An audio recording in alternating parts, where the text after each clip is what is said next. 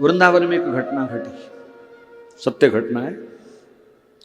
सुबह सुबह दो महात्मा अपनी अपनी माला पकड़ करके वृंदावन की परिक्रमा के लिए निकल गए। सुबह सुबह का मतलब रात 1:30-2 बजे। आज भी बहुत सारे महात्मा जो पक्के महात्मा है ना ब्रजवासी, वो रात को 12-1 बजे निकलते हैं। जब दुनिया आती है तब वो आकर के अपनी कुटिया में बंद हो जाते हैं। तब तक तो रात को 1-1:30 बजे वो परिक्रमा पर निकले और बिल्कुल अटल्ला चुंगी से इस्कॉन की तरफ जाओ तो रेलवे फाटक है ना बीच में। अब तो रेल बंद है, आजकल मेट्रो बन रही है उसकी। ये वहां की घटना है। तो वहां पर जब वो महात्मा पहुंचे तो उनको सामने यमदूत खड़े हुए दिखाई दिए। अब महात्मा है वो तो यमदूतों से डरे नहीं। उनको लगा कि शायद हमारा ही नंबर आया है जो यमदूत लेने आए हैं। तो मौत से तो वो डरते हैं जिन्होंने भजन नहीं किया। भजन करने वाला कभी मृत्यु से डरता नहीं, यमदूतों से डरता नहीं। तो उन्होंने यमदूतों को देखा तो कहा, भैया कैसे खड़े हो, हमें तो नहीं लेने आए कहीं? कहा ना ना महाराज, आपको लेने आए, हमारी ऐसी औकात। बोले फिर कैसे आना हुआ? बोले अभी थोड़ी देर में एक आदमी किसान बैलगाड़ी के ऊपर बैठ के आएगा और यहाँ गड्ढा सा है और उसका जो बैलगाड़ी का चक्का है वो ऐसे गड्ढे में गिरेगा और वो आदमी बैलगाड़ी से नीचे गिर जाएगा सामने। और ये जो बैल, दोनों बैलों के बीच एक लंबा सा खुंटा होता है कि नहीं? देखा कभी कि नहीं? वो मोटा सा सख्त सा खुंटा होता है, वो खुंटा उसकी छाती में जाकर के गड़ेगा और वो मर जाएगा।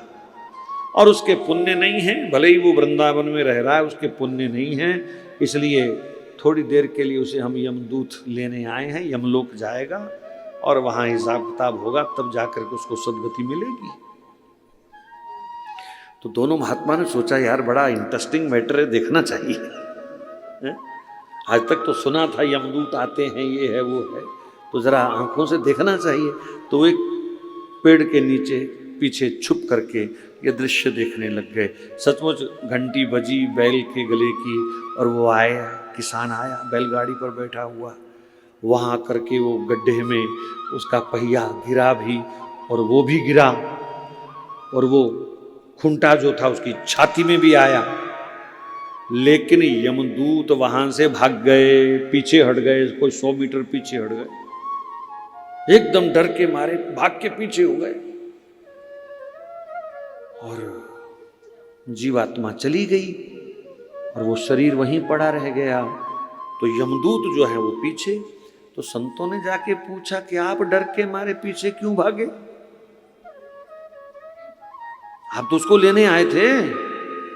तो वहां तो कोई दूसरे थे, 4-4 हाथ वाले उनके पास खड़े थे जो लेने आए उसको। तुम क्यों पीछे हट गए? तुम तो कह रहे थे हम इसको लेने आए हैं, ये पापी है। तो महाराज यमदूतों ने जो कहा ध्यान से सुनना। बोले जिस स्थान पर वो गिरा है थोड़ी मिट्टी हटा के देखो। संतों ने जब मिट्टी हटा करके देखी तो तुलसी जी का एक झाड़ उस मिट्टी के नीचे दबा हुआ था और वो आदमी उसके ऊपर गिरा, तुलसी के ऊपर गिरा। इसलिए यमदूत उसका स्पर्श नहीं कर पाए। 4 हाथ वाले विष्णु पार्षद आए और उस जीवात्मा को लेकर के गए। यह है तुलसी जी की महिमा। ये लकड़ी नहीं है। पूज्य डोंगरे जी महाराज तो साक्षात कहा करते थे कि कली काल में श्री तुलसी जी तो साक्षात श्री राधा हैं, श्री राधा। क्यों जी?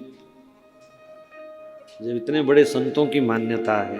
पूज्य कृपात्री जी महाराज सन्यासी थे और सन्यासी रुद्राक्ष पहनते हैं, तुलसी नहीं पहनते। लेकिन कृपात्री जी महाराज ने पूरा जीवन तुलसी की माला धारण करी, कभी तुलसी। हालांकि उनका विरोध हुआ, कई संतों ने विरोध किया, एक कैसा सन्यासी है तुलसी धारण करता है। लेकिन उन्होंने कभी भी अपने कंठ से तुलसी को अलग नहीं किया। सन्यासी एकादशी व्रत नहीं करते हैं, पर कृपात्री जी महाराज ने पूरा जीवन निर्जल निराहार रह करके एकादशी का भी व्रत किया। उन्होंने जीवन में कभी एकादशी नहीं छोड़ी, निर्जल रहते थे अंतिम समय तक। ऐसे हड्डियों की मुट्ठी जैसा उनका शरीर था, इतना सा पतला सा। आप उनका पिंजर गिन सकते थे, हड्डियां गिन सकते थे, लेकिन इस अवस्था में भी वो हमेशा एकादशी का निर्जल निराहार व्रत करते थे।